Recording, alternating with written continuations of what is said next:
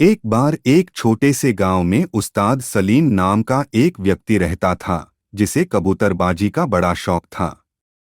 गांव में उसकी पहचान एक माहिर कबूतरबाज के रूप में थी, लेकिन उसके बारे में यह भी मशहूर था कि वह बहुत चालाक और बेईमान था।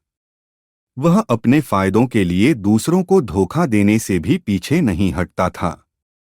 सलीम हमेशा कबूतरों की उड़ान प्रतियोगिताओं में भाग लेता था और ज्यादातर बार जीत भी जाता था। उसकी जीत का राज यह था कि वह कबूतरों को खास तरह की दवाइयां खिलाता था, जिससे वे असाधारण रूप से तेज और ऊंची उड़ान भरते थे।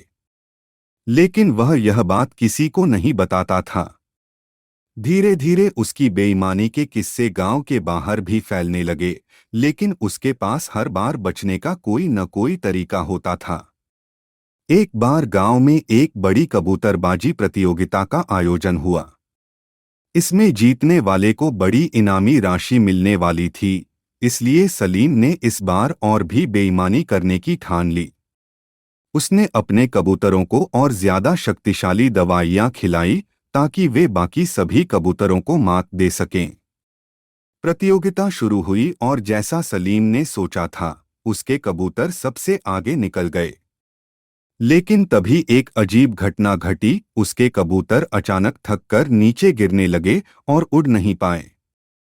सलीम को समझ में आ गया कि दवाइयों की ओवरडोज के कारण उसके कबूतरों की हालत बिगड़ गई थी। उसकी बेईमानी का पर्दाफाश हो गया और गांव वालों ने उसे प्रतियोगिता से बाहर कर दिया। साथ ही उसकी प्रतिष्ठा भी पूरी तरह खत्म हो गई। अब कोई भी उस पर भरोसा नहीं करता था। सलीम ने उस दिन महसूस किया कि बेईमानी से हासिल की गई जीत स्थायी नहीं होती। ईमानदारी और मेहनत का कोई विकल्प नहीं होता। उसने अपनी गलती मानी और कबूतरबाजी में ईमानदारी से काम करने का फैसला किया, लेकिन उसकी बेईमानी का दाग हमेशा उसके साथ जुड़ा रहा।